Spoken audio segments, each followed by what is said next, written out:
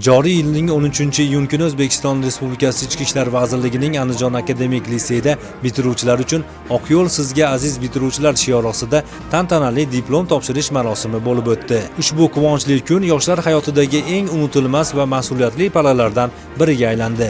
Litseyni muvaffaqiyatli tamomlagan bitiruvchilar mustaqil hayot sari ilk qadamlarni tashlar ekan, ularning qalbida vatanga sadoqat bilan xizmat qilish, yurt taraqqiyoti va xalq farovonligi yo'lida munosib hissa qo'shish kabi ezgu maqsadlar mujassam edi. Tadbirda Andijon viloyati Ichki ishlar boshqarmasi boshlig'ining o'rinbosari Jonibek Davronov, akademik lisey rahbariyati, sohada ko'p yillar samarali xizmat qilgan faxriylar, ustozlar, ota-onalar hamda keng jamoatchilik vakillari ishtirok etdilar. So'zga chiqqanlar bitiruvchilarni muhim hayot bosqichini muvaffaqiyatli yakunlagani bilan tabriklab, ularga kelgusi o'qish va xizmat faoliyatlarida omad, matonat va yuksak natijalar tiladilar. Marosimning eng hayajonli lahzalarida bitiruvchilarga diplomlar tantanali ravishda topshirildi. Ushbu hujjatlar ularning bilim olish yo'lidagi mehnati, intilishi va sa'y-harakatlarining munosib e'tirofi bo'ldi. Tadbir davomida o'quvchilar tomonidan namoyish etilgan jangovar chiqishlar hamda ko'rgazmali dasturlar ishtirokchilarda katta taassurot qoldirdi.